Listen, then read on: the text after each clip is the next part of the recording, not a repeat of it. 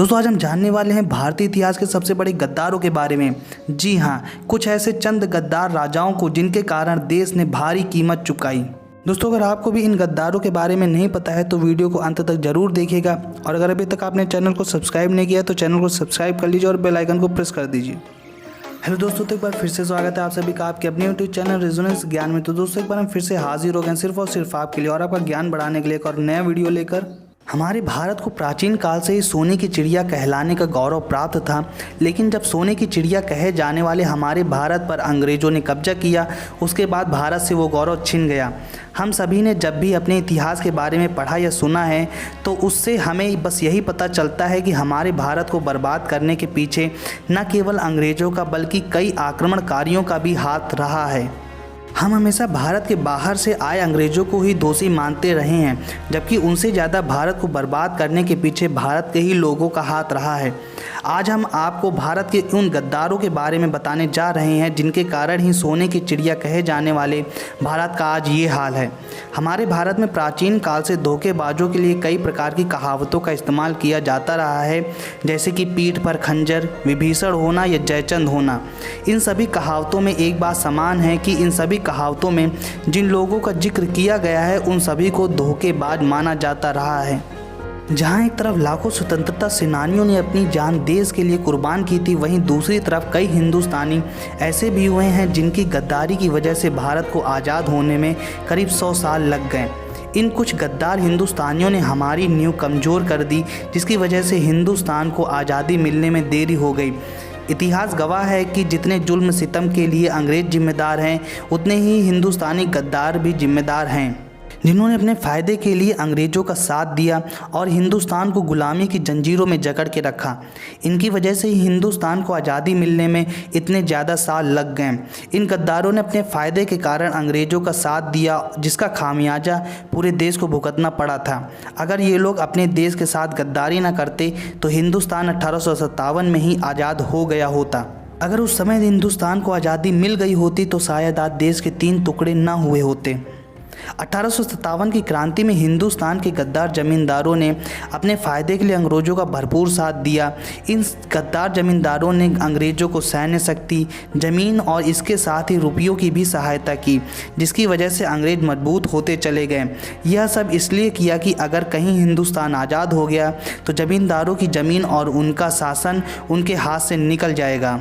तो दोस्तों आज हम आपको देश के उन गद्दारों के बारे में बताने जा रहे हैं जिन्होंने अपने फ़ायदे के लिए भारत देश को विदेशियों के हाथों बेच दिया था।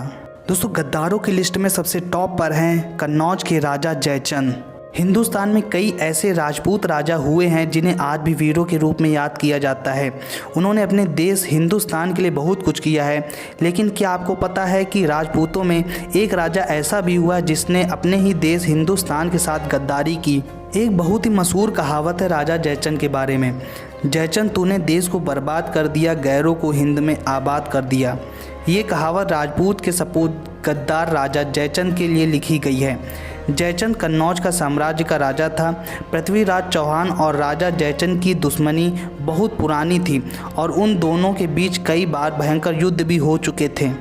इसके बावजूद पृथ्वीराज संयोगिता से शादी करके जयचंद का दामाद बन गया था। फिर क्या था, जयचंद अंदर ही अंदर पृथ्वीराज का और बड़ा दुश्मन बन गया और मौके की तलाश करने लगा। इसी बीच जयचंद को पता चला कि मोहम्मद गौरी भी पृथ्वीराज से अपनी हार का बदला लेना चाहता है। पृथ्वीराज चौहान को हराने के लिए जयचंद और गौरी मिल गए। गौरी का साथ देने के पीछे जयचंद की एक बहुत बड़ी चाल थी। जयचंद इस बात को अच्छी तरह से जानता था कि वह अकेले पृथ्वीराज से नहीं जीत सकता, और अगर मोहम्मद गौरी पृथ्वीराज से युद्ध जीत जाता है तो उसे उपहार के रूप में दिल्ली की सत्ता मिल जाएगी। दिल्ली की सत्ता के लालच में जयचंद ने मोहम्मद गौरी का साथ दिया और युद्ध में जयचंद ने गौरी को अपनी सेना देकर पृथ्वीराज को हरा दिया। युद्ध जीतने के बाद गौरी ने राजा जयचंद को भी मार दिया और उसके बाद गौरी ने कन्नौज और दिल्ली समेत कई अन्य राज्यों पर कब्जा कर लिया। दोस्तों गद्दारों की लिस्ट में दूसरे नंबर पर हैं राजा मान सिंह। एक तरफ जहां महाराणा प्रताप भारतवर्ष को आज़ाद कराने के लिए दर दर भटक रहे थे और जंगलों में रहकर घास की रोटियां खाकर देश को मुगलों से बचाने की कोशिश कर रहे थे, तो वहीं मान सिंह मुगलों का साथ दे रहे थे। राजा मान सिंह मुगलों के सेना प्रमुख थे और वह आमेर के कछवाहा राजपूत राजा थे। महाराणा प्रताप और मुगलों की सेना के बीच लड़े गए हल्दी घाटी के युद्ध में वो मुगल सेना के सेनापति थे। दोस्तों गद्दारों की लिस्ट में तीसरे नंबर पर आते हैं बंगाल के सेनापति मीर जाफ़र। दोस्तों किसी को गद्दार कहने के लिए मीर जाफ़र कहना ही काफ़ी है। मीर जाफ़र के राज्य को भारत में ब्रिटिश साम्राज्यवाद की शुरुआत माना जाता है। बता दें कि मीर जाफ़र वर्ष 1757 से 1760 तक बंगाल के नवाब रहे थे और वह सिराजुद्दौला के सेनापति थे। उन्होंने प्लासी के युद्ध में रॉबर्ट क्लाइव का साथ दिया था और रॉबर्ट क्लाइव ने जाफ़र को बंगाल का नवाब बनाने का लालच दे दिया था। माना जाता है कि इसी घटना के बाद भारत में ब्रिटिश साम्राज्य की स्थापना की शुरुआत हो गई थी। सिराजुद्दौला ने जब बंगाल की बागडोर संभाली तो वह अंग्रेज़ों के नापाक मंसूबों को जान गए थे, इसलिए उन्होंने अंग्रेज़ों की तानाशाही पर लगाम लगाने के लिए ऐसे कई सख्त और कड़े कदम उठाए जिसकी वजह से ईस्ट इंडिया कंपनी में भूचाल सा आ गया था।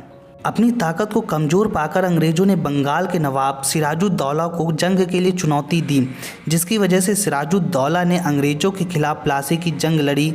लेकिन इस जंग में बंगाल के नवाब के सेनापति मीर जाफ़र ने गद्दी हासिल करने के लालच में गद्दारी कर ली और इस युद्ध में उसने अंग्रेज़ों का भरपूर साथ दिया। इसी गद्दारी के कारण नवाब सिराजुद्दौला की हार हुई और बंगाल की गद्दी मीर जाफ़र के हाथों में चली गई। दोस्तों आज इन्हीं गद्दारों की वजह से सोने की चिड़िया कहलाने वाला भारत देश आज इस हाल में है।